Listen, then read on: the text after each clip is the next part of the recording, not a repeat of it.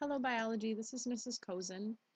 This will be biology video 2 in unit 1 and let's title it scientific method. Now we'll start with the steps to the scientific method. The one thing that really sets science apart from maybe some of the other subjects that you study is that it always follows the same order when asking a question or completing an experiment. It always tries to go through the same steps. So here you guys, you've probably seen the steps to the scientific method written in a few different ways. I teach it to you guys in 7 steps. So first, we start with a question, a problem, or a purpose.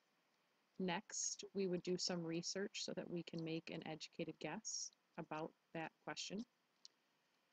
Third, we're going to write a hypothesis, including if, then, and because.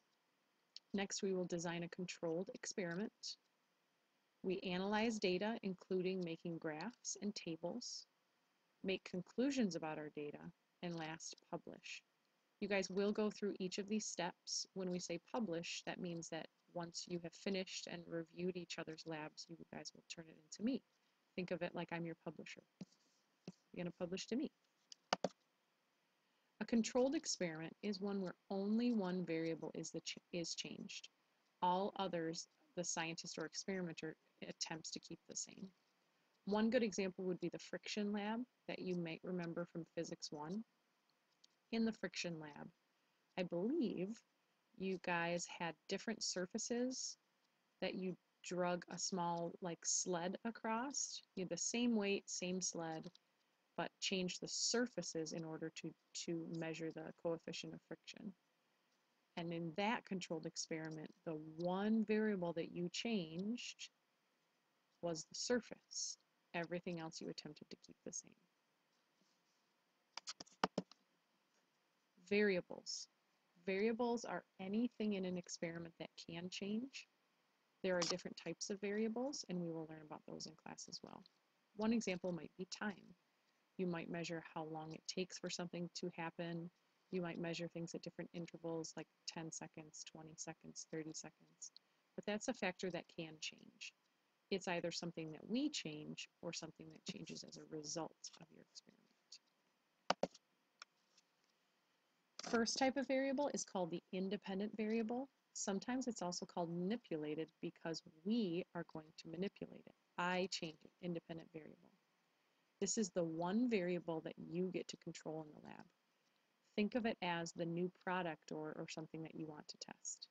Example would be changing the surfaces in your friction lab. We've talked in class many times about the example of seeing if fertilizer would make a plant grow taller.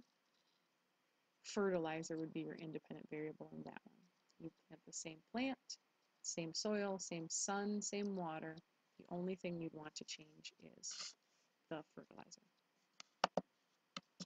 The other variable is the dependent variable, or it's called responding because it responds to the independent variable.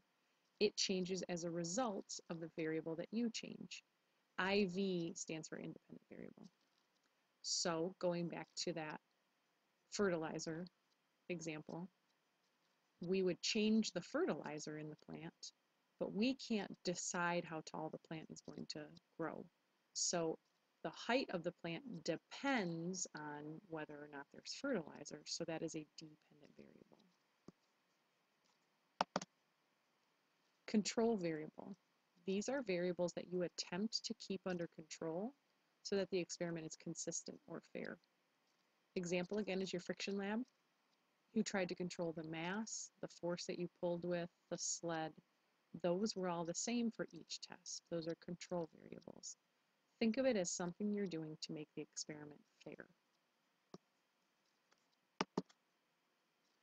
A perfectly controlled experiment, in one of those, each part would be controlled or exactly the same except for the independent variable. Unfortunately, we don't live in a perfect world, so most experiments cannot be completely controlled. We call those sources of error, and we will talk about those when you write a conclusion for your lab coming up with tissue and mass of sand. Every lab has sources of error because we cannot control every single variable that's happening except for the independent. So sources of error are not a bad thing. I know we hear the word error and we think bad, but it's not necessarily a bad thing. Sources of error are good when we're reflecting on how valid our data is. So you guys might want to add a definition for sources of error to your notes as well. Theory. Once a hypothesis has been tested many times and reviewed by many different scientists, if the same data continues to be accepted over and over again, that hypothesis might become theory. Example, the law of gravity is not really a theory, it's a law, but it's constantly proven over and over and over again. Another one would be the theory of evolution. The studies that we have done continue to prove or back up the claims in that theory over and over and over again. And that, don't write that one down, is the end of Unit 1, Video 2, Scientific Method.